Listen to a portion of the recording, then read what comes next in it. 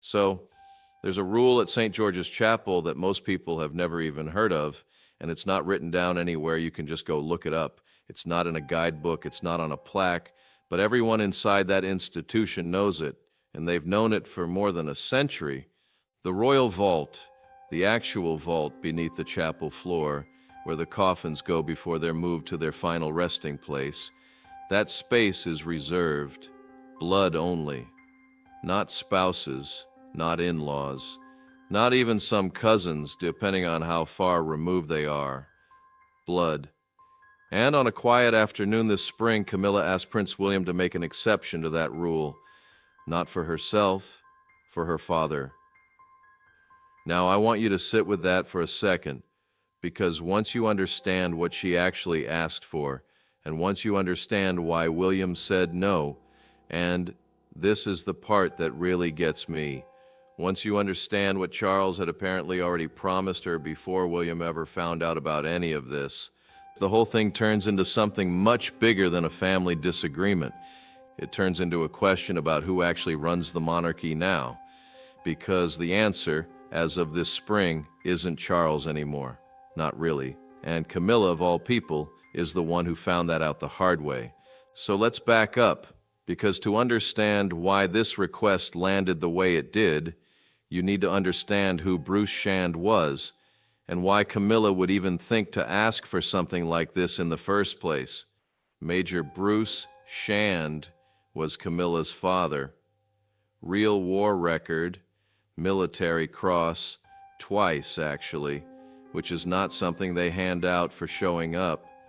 He fought in North Africa, got captured in 1942, spent the rest of the war as a prisoner in Italy and then Germany, came home, became a wine merchant, lived a fairly quiet county life in East Sussex, and by all accounts was the kind of father who didn't say much, but meant everything he did say. Camilla grew up at a place called the Lanes, near Plumpton, and from what people who knew the family say, her relationship with her father was about as close as it gets. He died in 2006, 3 years before he could see his daughter carry the title of Duchess of Cornwall for very long, and he's buried in a churchyard near the family home. Nothing grand, nothing royal, just a normal English churchyard with a normal headstone. And for almost 20 years, that was where it stayed. Nobody in the family made a fuss about it. Nobody suggested moving anything. Camilla visited quietly, the way people do. But here's where it starts to get complicated, because somewhere along the way, and this is the part that's genuinely hard to pin down, even for people close to the family, Charles apparently told her, privately, years ago, before he was even king, that when the time came, there would be a way to bring her father's memory closer, closer to the family, closer to Windsor. Not the vault itself, not exactly, but some kind of memorial presence within the chapel grounds, so that when Camilla eventually joined the family in the vault herself, as consorts eventually do, her father wouldn't be left behind, geographically speaking, in a churchyard 2 hours away. Now, whether that was ever a formal promise or just something said in a quiet moment between two people who'd been through a lot together, I think that distinction actually matters a lot here, and we're going to come back to it. But what matters right now is that Camilla believed it was real. She believed it enough to eventually ask for it to happen. And she didn't ask Charles. She asked William. And that, right there, is the first thing that should stop you in your tracks.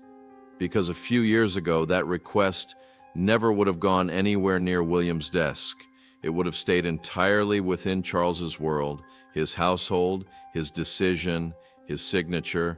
The fact that it landed with William instead tells you something that a lot of people outside the palace still haven't fully clocked. William isn't just the heir anymore. On matters like this, matters involving the chapel, the estate, anything tied to what happens on Crown land at Windsor, he's functionally the one who says yes or no. Charles can want something, Charles can promise something, but increasingly it's William who has to sign off on whether it actually happens. So Camilla made the request, and I mean, on paper it doesn't sound like much. She wasn't asking to move her father's actual remains, That would trigger about 6 different layers of legal and ecclesiastical permission that even a king couldn't just wave through. What she asked for was smaller and in some ways smarter. She wanted a memorial plaque, bronze, modest, her father's name, his rank, his regiment, his 2 military crosses, placed either within the chapel's memorial garden or in one of the side chapels where other non-monarch memorials already exist. Not the vault, just close to it. Close enough that when she eventually does join the family there, her father's name would be within the same walls. And when you put it that way, it almost sounds reasonable, doesn't it? It's not like she was trying to smuggle a commoner into the royal vault itself. She was asking for a plaque. People get memorial plaques in churches all the time. Except St. George's Chapel isn't all the time. It's one of the most tightly controlled religious spaces in the country. Every single memorial inside those walls, every stone, every plaque, every stained glass dedication has to be approved by the Dean and Canons of Windsor, and in practice, nothing of that nature gets approved without the sitting monarch's household weighing in first. It's not law exactly, it's precedent. But at Windsor, precedent might as well be law because 200 years of "we've never done that before" carries more weight than most actual legislation. And so the request went where these things go, into the machinery of the royal household, into the offices that quietly decide what does and doesn't happen inside that chapel. And it landed, eventually, on William. Now here's where it gets interesting because William didn't say no right away. And the reason he didn't say no right away is the part of this story almost nobody's talking about. William apparently sat with the request for close to 3 weeks before responding. 3 weeks is a long time in palace terms, long enough that people around him started to wonder whether he was actually going to approve it. Long enough that Camilla, from what's been described by people close to her circle, started to believe it might actually happen. And the reason for the delay wasn't hesitation about Camilla personally. It was something else entirely.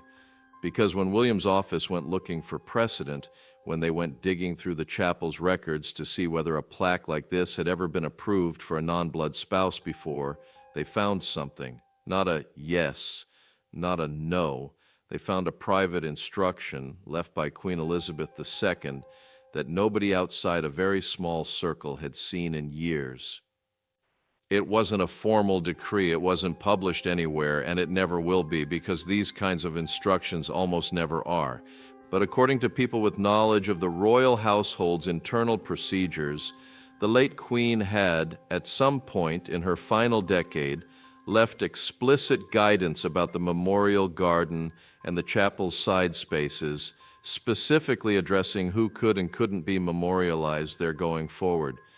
And the guidance, as it's been described, was built around one core idea, that Windsor's memorial spaces were to remain reserved for those connected to the crown by blood or by direct service to the crown itself, military honors, decorations earned in the service of the monarchy specifically, that sort of thing, not simply by marriage into the family.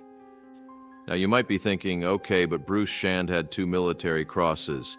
Doesn't that count as service to the crown? And that's exactly the argument Camilla's side reportedly made. But here's the distinction the Queen's guidance apparently drew, and it's a sharp one. Military honors earned before any connection to the royal family existed don't count the same way as honors earned in direct service to the institution itself. Bruce Shand was a hero. Nobody's disputing that. But he was a hero in 1942, decades before his daughter ever met a Windsor. The Queen's instruction, as it's been interpreted by the people responsible for enforcing it, drew a hard line between service to Britain and service to the crown specifically, and Bruce Shand's record, extraordinary as it was, fell on the wrong side of that line. So William had a choice. He could quietly set the Queen's private guidance aside, nobody outside a small circle would necessarily know, and approve the plaque as a gesture of goodwill toward his stepmother. Or he could hold the line his grandmother had drawn. even though she wasn't around anymore to enforce it herself, and even though doing so would mean directly refusing his father's wife on something that clearly mattered to her, he chose the second option. And I think what's important here, what actually makes this different from just another William Snubbs Camilla story, is that by every account that's circulated since, this wasn't done coldly. He didn't send a one-line refusal through an aide. He apparently went to see her in person, or spoke with her directly by phone, and explained the reasoning, that his grandmother had left specific instruction on exactly this kind of situation, and that if he broke it for Camilla, he'd have no grounds left to hold the line for anyone else who came asking for the same exception in the future, which, given how many spouses have married into extended royal circles over the generations, is not a small consideration. But knowing the reasoning doesn't necessarily make it easier to hear. And this is where Charles comes into it, because Charles wasn't just an observer to all of this. Charles, from what's been described, had been the one who planted the idea in Camilla's head in the first place, however informally, however many years ago it happened. Retention hook. And when William's decision came back, it didn't just land on Camilla, it landed on Charles too, and by most accounts it landed on him hard. See, here's the situation Charles found himself in. He'd made an implicit promise to his wife. Maybe not in writing, maybe not even fully intentional. Just something said in a quiet moment meant to comfort her about what happens after she's gone. And now that promise had run headfirst into his own mother's private wishes, enforced by his own son, in a decision Charles himself had no actual authority to overturn.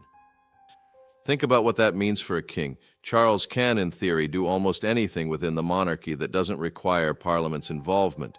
He can grant titles, he can adjust precedents, he's the head of state. But when it comes to the day-to-day management of crown property, of ceremonial spaces, of exactly the kind of decision this was, a huge amount of that operational authority has already shifted to William, partly by design, as part of the long transition plan that's been quietly underway since Charles's health scare, and partly just because William has made himself the person in the building who actually says yes or no to these requests. So when William refused, Charles wasn't in a position to simply reverse it. He could have tried, he could have pulled rank, invoked the throne, made it a king's order rather than a suggestion. But according to people close to the situation, he didn't. And the reason he didn't is almost more revealing than if he had. Charles apparently understood that if he overturned William's decision, publicly using his authority as monarch to push through a memorial his own son had specifically refused on the basis of the late Queen's private wishes, it would do more damage than good. It would look like exactly what it was, a king putting his wife's wishes ahead of his mother's explicit instructions, using his position to override a decision his heir had made carefully and for defensible reasons. Even if nobody outside the family ever found out the details, the appearance of it, a king forcing through a personal favor against institutional precedent, was the kind of thing that could quietly poison how people around him started to view his judgment. So Charles didn't override it, he accepted it. And by every description that's made its way out since, that acceptance devastated him. Not because he lost an argument, because he had to go back to his wife and admit that the promise he'd made her years ago, in what he probably thought was a private moment between two people who loved each other, wasn't his to keep anymore. That his own son now had more say over what happens inside Windsor's chapel than he did. Now, I want to slow down here for a second because I think there's a version of this story that's just sad royal family drama, and there's a version that's actually about something much bigger, and I think the second version is the one that matters. Because what happened here isn't really about a plaque. It's about the mechanics of a transition that's been happening quietly for the past couple of years, one small decision at a time. Every time William says yes or no to something like this, Every time a request that used to go straight to the monarch instead gets routed to him first, the balance of actual operational power inside the institution shifts a little further. Nobody announces these shifts. There's no press release that says, as of this date, Prince William now controls chapel memorial approvals. It just happens, decision by decision, precedent by precedent, until one day the king himself finds out that even his own private promises to his own wife aren't fully within his control anymore. And if you go back and look at the pattern over the last couple of years, this isn't an isolated moment. There's been a steady drumbeat of these transfers, decisions about estate management, about which patronages get renewed and which quietly lapse, about scheduling and access to certain properties, all sliding piece by piece from Charles's desk to William's. Some of it is deliberate, part of a planned handover given Charles's health.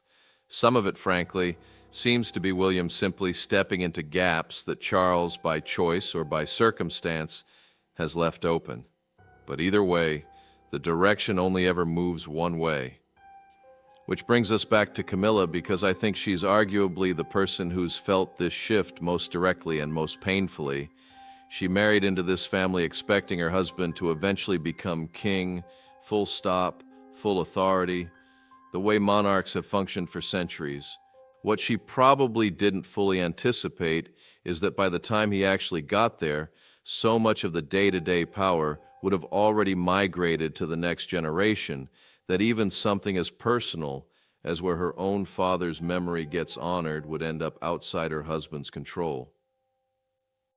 And here's the detail that I think really seals how much this stung, because it's not just that William said no, it's how he said no. From what circulated about the exchange, William reportedly offered an alternative, not the chapel, not Windsor.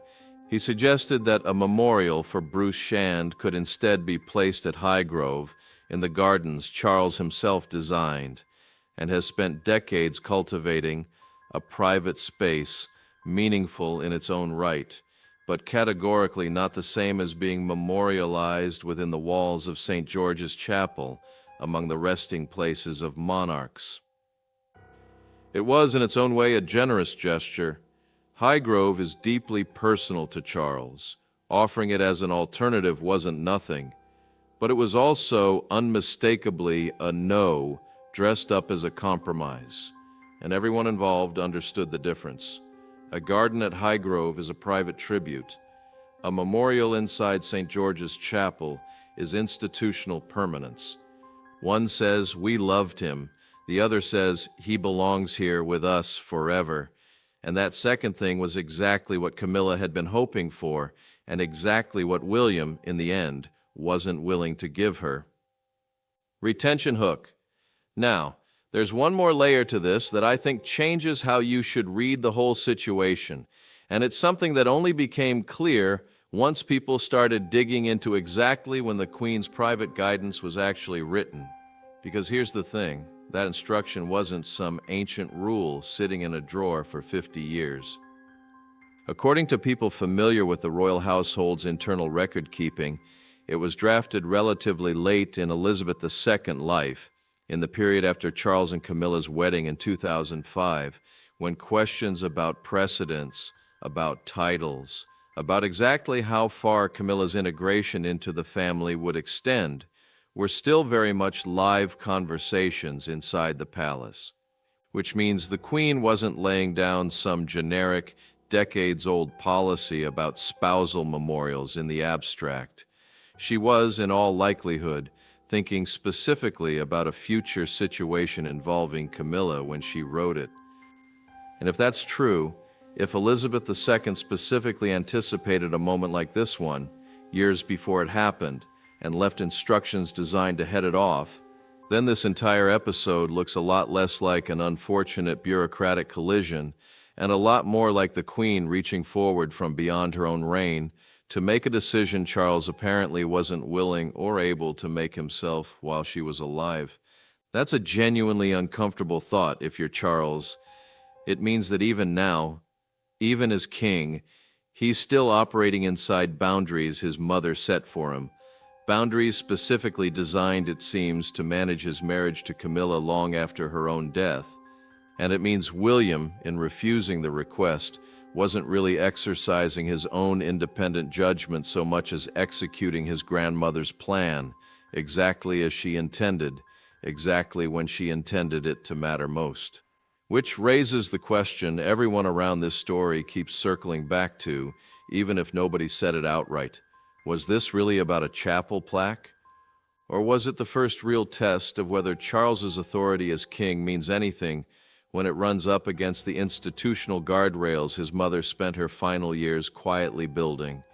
Because if it's the second thing, and increasingly that's how people close to the situation seem to read it, then this isn't really a story about Camilla's father at all. It's a story about a king discovering, in real time, just how much of his own house he doesn't actually control anymore. So where does that leave things now? From what's been described, Camilla hasn't pushed back publicly, and by all accounts she's accepted the Highgrove alternative, at least for now, though accepted and satisfied are clearly two very different words here. Charles, for his part, has reportedly thrown himself into making the Highgrove Memorial as meaningful as he possibly can, almost as if trying to make up, through sheer effort, for a promise he couldn't ultimately deliver. And William has said almost nothing publicly about any of it, which, if you've been paying attention to how he operates, is very much the point. He doesn't need to explain himself. The decision already stands, the precedent already holds, and the next time someone brings a similar request to his desk, he already knows exactly where he stands, because his grandmother, as it turns out, already told him. And that, more than any single detail about a bronze plaque or a churchyard in Sussex, might be the real story here. Not who won an argument about a memorial, but who quietly, without any announcement or ceremony, has actually become the person running Windsor. If you've been following this channel, you already know this isn't the first time we've seen power move in directions nobody expected inside this family, and it almost certainly won't be the last. So if stories like this, the quiet transfers, the promises that don't survive contact with the next generation, the moments where you can actually see the old guard's plans still playing out years after they're gone, if that's the kind of thing you want to keep understanding as it happens, stay close, because there's more of this coming, and some of what's next connects directly back to decisions Elizabeth made in those same final years that nobody's fully pieced together yet.